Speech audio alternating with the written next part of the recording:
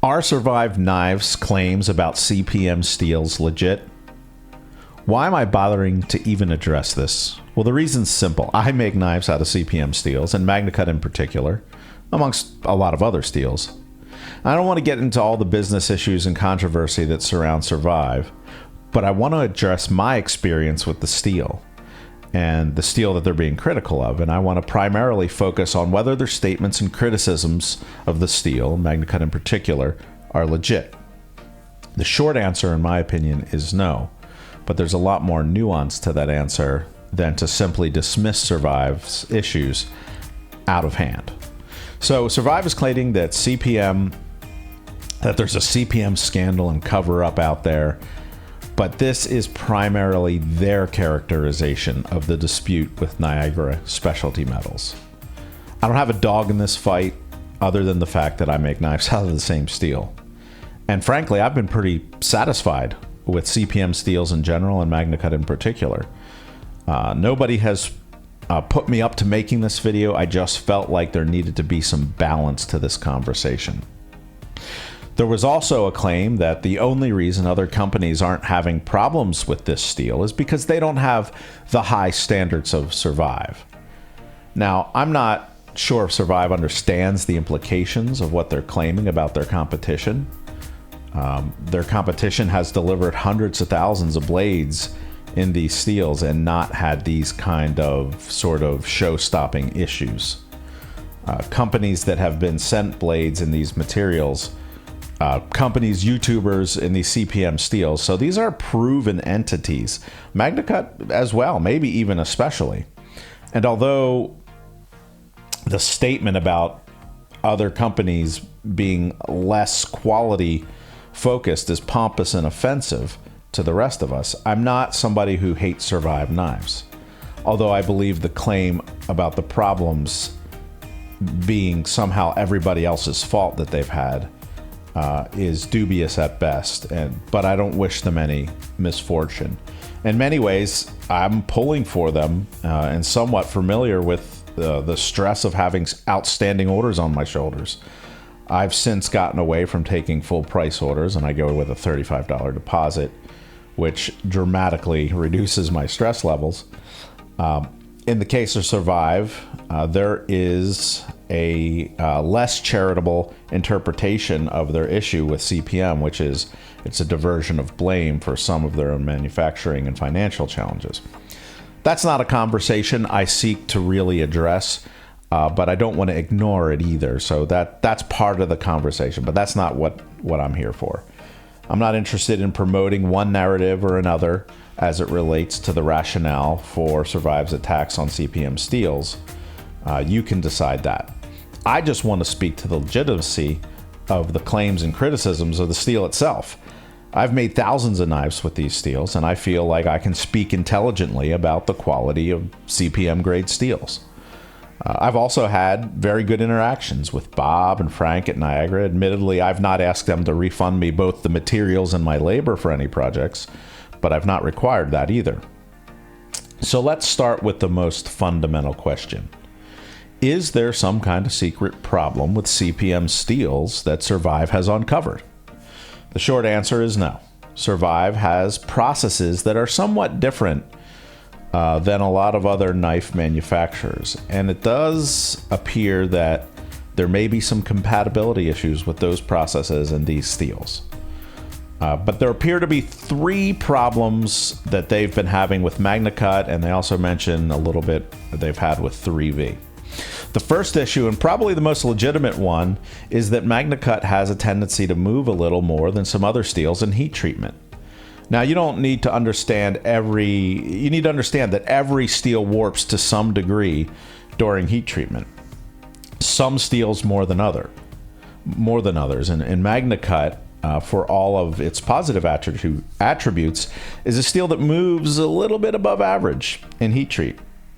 It's not the only steel that moves more than average in heat treat, but it is one that does, and it's part of the equation, and it's a point worth talking about. But most of us have figured out how to mitigate it, myself included. I've dealt with hundreds of knives in Magnacut that ended up needing to be straightened. But I price my knives in such a way that I have a little bit of margin and I can absorb some of that challenge when it arises. But it is true that Magnacut moves during heat treat. But Magnacut's not the only steel. And that doesn't make a steel good, and that doesn't make a steel bad. It just means that it moves a little bit in heat treat. So that is probably a legitimate complaint, but it's not, I can't make knives out of this steel type of deal. The second issue that Survive had was this decarburization issue.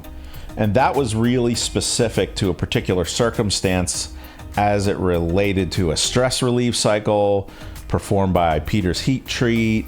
And they were trying to keep things straight and relieve some stress they thought might have been in the blade.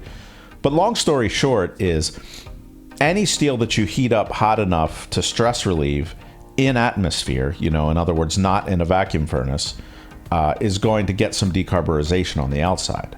Decarburization isn't something unique to Magnacut. It's something that happens when you heat any steel, especially stainless, up to those temperatures. They're going to get, I wouldn't call it rust. It's a decarb. It's like losing some carbon from the outside layer of the steel. You can grind that away. It's no big deal. But Survive only oversized their knives, according to them, around 5 thousandths over, which before heat treat. So they only had 5 thousandths to clean up, which was not a lot. And you might not know, average listener, you may not know, hey, what's 5 thousandths? 5 thousandths is like a thick human hair. So it's not a lot of extra to be able to clean up. And with that amount of cleanup, it didn't get through the decarb that happened.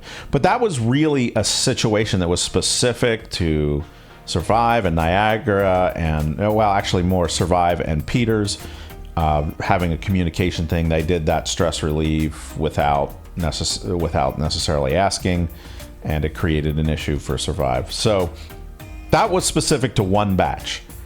Decarburization is not an over-the-board issue with Magnacut. That was an issue in this one situation where there was some miscommunication and this one batch. That's it. So decarburization is not a overarching issue with Magnacut. And the third issue that I have not experienced are these voids. Now, I had mentioned some of the processes that they use. They use what they're calling a compressive peen. Honestly, I don't even know what that is. But what I know is I have not run into those voids in Magnacut. I haven't been pounding it with compressive peening either, but I haven't run into it, and nor has many other knife makers that I'm aware of, or companies. So some of that is specific to the process, and whether there are slight inconsistencies in certain pieces. What we also don't know about these voids is it 1 in 10? Is it 1 in 1,000? Is it 1 in 10,000? It's hard to tell. Was it in a particular sheet and not in another one? So I'm not saying that issue didn't arise for them or they're making it up. I'm just saying the way most of us make knives is this just isn't an issue. It just hasn't been an issue. So to summarize, Magnacut can warp like other steels in heat treat. Any steel would decarburize during an atmosphere heating to that temperature. So that's really not unique to Magnacut or CPM. And more a matter of communications breakdown. So that issue is, but not really an issue in my opinion. The last issue that I've not experienced and cannot really intelligently comment on because I haven't experienced it are these voids. But I have made probably over 1,000 blades in various CPM steels, or several thousand really, and I've never had that problem. And one last matter I want to address is this claim that these material issues are going to destroy the business, a small American business. Well, hey, look, guys, Niagara Specialty Metals is considered a small American business too. They're only employing maybe, 40 people up there or whatever it is. Trying to attack intentionally to damage their reputation because of a dispute undercuts the idea of supporting small American companies. I mean, we all get into disputes. We all have problems. I'm proud to make blades with steels coming from American mills, and I will continue to use CPM grades for the foreseeable future. It's not the only steel I use, but it is a steel that I'm confident in using and will continue to use. It's unfortunate that one company is having the issues that they're having.